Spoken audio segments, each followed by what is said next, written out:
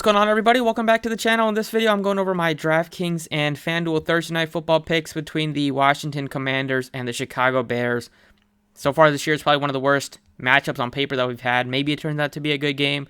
I don't have my hopes set high for it, though. But we still got a lot of money to be made on Draftkings, a lot of money to be made on Fanduel. Let's go ahead and get into some picks, some lineup builds. As always, if you enjoy the videos, appreciate it if the like button for me. Subscribe if you haven't already, so we can try to get 100 likes on the video. Much appreciated. You can check out Twitter if you want to join us. The website is dosprocess.net. We got NBA starting soon. Sign up for that. Check out football packages. Let's keep it going. So, looking at this slate, we know Carson Wentz is going to play now. He just got confirmed he was questionable, but doesn't have a designation, so he must have went through practice today. David Montgomery is the second most expensive player. He's 10-4 in the flex.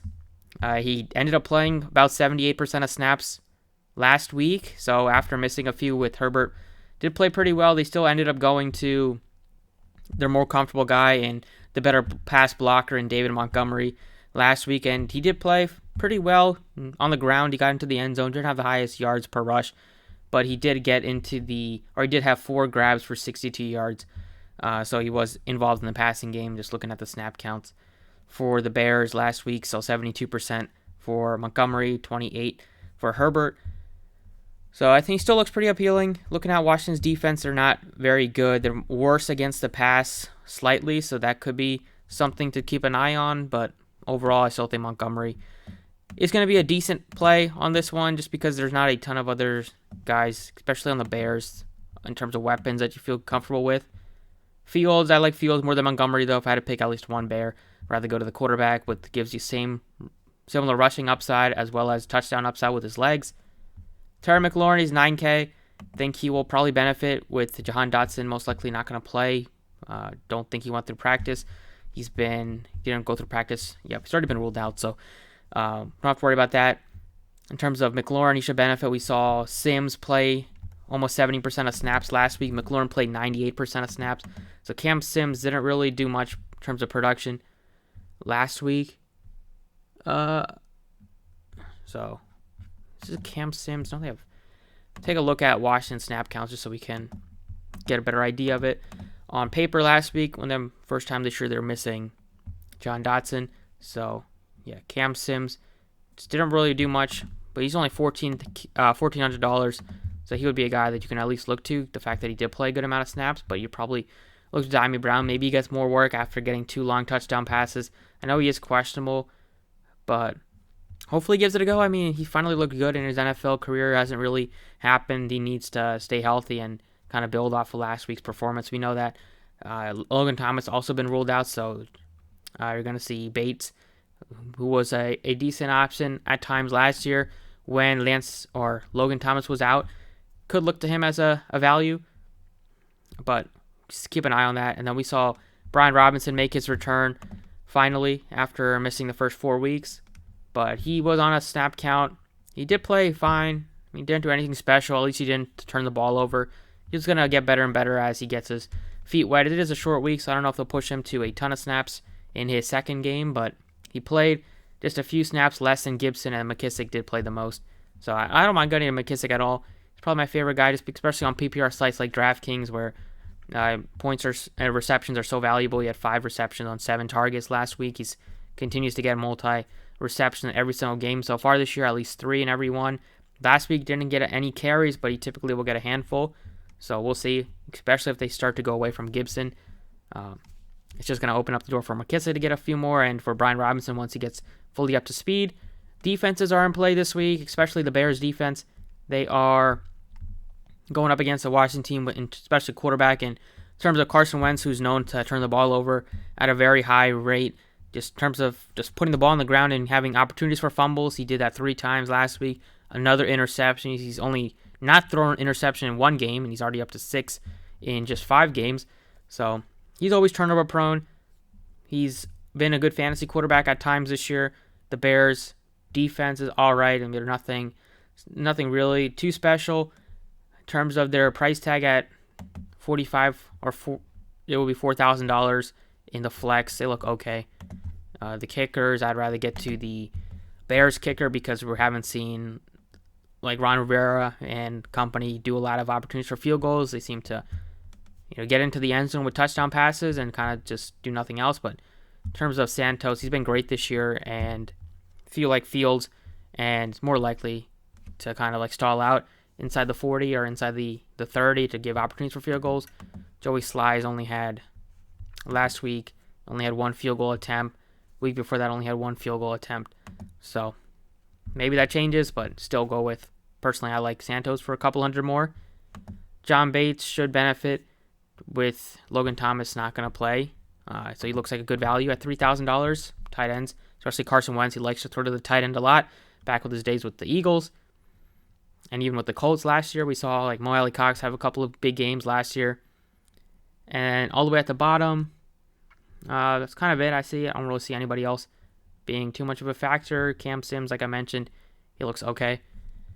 Just because he's going to play some snaps with Jahan Dotson ruled out. And then, yeah, that's pretty much it. I do think the Bears will win this game. Washington's kind of in a free fall. So in terms of core plays, in terms of a lineup builds, we'll look at one with Fields at the captain spot. Look to get to McKissick for sure at 64. He's probably my favorite Washington player just with the price tag and opportunities for receptions, and maybe he can get into the end zone with a touchdown pass. Gibson is very tough to play. Brian Robinson's probably a little tough to play as well, personally, just with McKissick being a little bit cheaper. Montgomery, if you want to get to him, but I probably like Wentz more than Montgomery, just a guy that's probably going to have more opportunities for fantasy points. All the way at the bottom, John Bates at $3,000. We're left with $7,500. So this one, if Dyami Brown plays, you could consider playing him, and then you'd have $10K. Maybe put in like McLaurin. If you do put in McLaurin, you have $6K. You just get to the backup quarterback, so not going to really fit our boat. Mooney's been quiet so far this year. He did have that awesome one-handed catch last week. Still hasn't gotten to the end zone yet, only 10 receptions. At least last few weeks, he's getting more opportunities and starting to become more involved. But it's just not a team that throws a lot of passes. And so the price tag is decent. Just the quarterback, it's not really looking to throw a lot. And the offense isn't really generated for the receivers to really benefit. We did see Velus Jones Jr., the rookie, get into the end zone for his first catch last week. So maybe he can build off of that. Personally, don't have too much confidence in that. But these are 4 plays I probably like. Looking at some more Bears players, looking at the tight end, hasn't really. Cole Kmet went the first few weeks without even getting any sort of action in the passing game. Last 3 weeks, they're at least starting to get him involved a little bit more. 40 yards in 2 of the last 3 games. So he looks decent. And then we'll probably be able to maybe get up to McLaurin if you want to do that. Or see if we do put in Montgomery. We have to kind of shed $600. So for this one, maybe take out John Bates and put in a Pettis, or put in a Cam Sims, who's going to get some snaps. Keep $1,000 on the table. So that looks decent to me. Do another one with J.D. McKissick at the captain's spot. Put him in at $9,600. Look to probably get to both quarterbacks if I can, which I probably will be able to, going cheap here. Get to Montgomery. We have $4,700 left. This one we can look to get to Bates. Now we have 64. Maybe take a shot on Khalil Herbert if you wanted to get to a backup. That would probably be contrarian getting to both of these guys in the same lineup. Instead of Bates, maybe we go to Santos instead. Pay up a little bit more. Now we have $5K. We can put in Dyami Brown if he does play. So this one looks pretty appealing to me. You get Fields paired with his running back and a guy that he does like to throw to. If we do want to try to get to Mooney, I think he's fine in a couple lineups. Don't even mind him at that price tag, just because I do like the Washington receivers more. Just they've shown more promise and more touchdown upside. But in terms of GPP plays, Mooney is always a guy with some big upside. Last year, he's had a couple of big games to close out the season, and we all thought he was going to take a big step forward this year, but just hasn't happened with the quarterback play that he's unfortunately been dealt with. So we could plug in McLaurin, and then this one we can get to John Bates at $3,000. Oh, this is another build that you can look to. I didn't do one with the defense. I would look to the Bears defense at 4K. Put them in the flex. You can even maybe do one with them in the captain spot if you're really feeling frisky. But personally, I don't mind going with McKissick. We'll do one with the Bears defense at captain just to see how it looks and see how much we'll have left over to pay for all these guys. So put in the Bears, only 6,000 in the captain spot. Still maybe try to get to Santos as a value. Get to Wentz, Montgomery, Fields, throw those guys in. You have 86, get to like Samuel. That looks fine to me. If you wanted to get to McLaurin, you could. Just have to shed $400, and that's where you would take out Santos and maybe put in Bates. Keep 1,000 on the table just to be different. Whatever.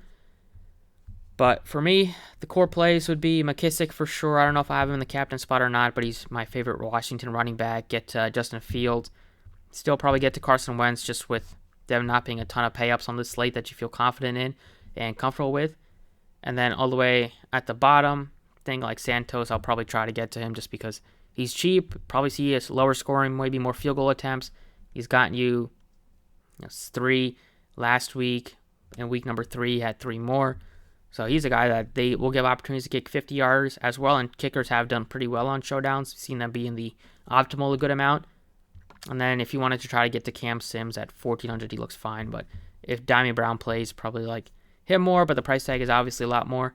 Just sees what depends on what type of build you have going. Well, that's what I got for DraftKings. Not the best game, but hopefully still have some success with it. Let's go ahead now and take a look at FanDuel. All right, so on FanDuel, Carson Wentz is your most expensive guy. He's checking in at 17K. Fields is 1K less. Typically, a lot of time people just plug in the most expensive guy in the captain spot or the MVP spot on FanDuel, but I think Fields might be a better option this week. Or you could go with, like a running back in Montgomery at 15. McLaurin's only 13. So he also looks pretty appealing. There's no Dotson. Mooney's only 95. He's pretty affordable. Then the value picks. Gibson is a fade, for me at least. Damian Brown looks okay at 8K, but I like McKissick for sure at 75 with the upset that it'll give you in terms of passing. And on FanDuel, it's a little bit less necessary with it being half PPR, but still, if he happens to get into the end zone at that price tag, you'll be very happy if you have him. Bates is 55. He's another value. Cam Sims is down there as well if you wanted to take a risk with him. So now we have a ton of money left over. We can get to the other quarterback and Carson Wentz and 14K. Plug in McLaurin if you wanted to do that. Still probably like to get to Montgomery if I can. So we'll have to take off $1,000. And a little bit tough to do that unless we're getting rid of like McKissick at 775, which I don't want to do. So maybe we'll have to get rid of Montgomery and put in McLaurin instead. Do get to a bunch of Washington guys we can probably upgrade. See if there's anybody at $6,500 that looks a little bit better, like Velus Jones Jr. instead of Bates. Or you can fade Carson Wentz, go with Montgomery, and go with instead of Bates, go with an $8,500 like 8K Brown instead. Get to at least the guys that can get into the end zone if you're not getting to Wentz at least. So that's kind of what I'm looking at. We'll see what ends up happening. I guess the only other thing you could do is go Curtis Samuel instead of McLaurin, and then you can upgrade Montgomery. Just miss out on Carson Wentz, but now you can go down, go back to John Bates at 55, and even go back up to McLaurin if you want to do that. So we'll see what happens. But in terms of the core plays on FanDuel, it's going to be Fields at 16K. It's probably going to be, well, for me at least, it's for sure going to be $7,500 J.D. McKissick. And then on the Washington side, them not having Logan Thomas, who's been a factor, I think Bates will benefit at 55. He looks pretty appealing. If you're looking to get up to a more expensive guy than like Curtis Samuel, Terry McLaurin, they would look like guys I would try to get to. On the Chicago side, besides Fields, it's a little bit tougher. Like Montgomery's pretty priced up. Mooney's 95. Maybe we can try to get to him instead. Go with these guys, and then you have 35 or 13.5 left for the last 2 spots. So if you do put in Montgomery, this one you can get to like Curtis Samuel instead. So I really don't want to go with 4 Washington guys if I don't have to. Miss out on Carson Wentz, but sometimes you just got to deal with what you got. So it's not terrible. We'll see, but Fields, McKissick, and probably I'll still end up trying to find a way to get up to David Montgomery just because he has like the most likelihood of having the best game from Chicago and getting into the end zone. So we'll see. Maybe fading Carson Wentz will work out. Not sure what I end up with on FanDuel, but it might be tough to get to both quarterbacks. But that's what I got for this one. Thank you for watching. Best of luck, and I will see you all next time.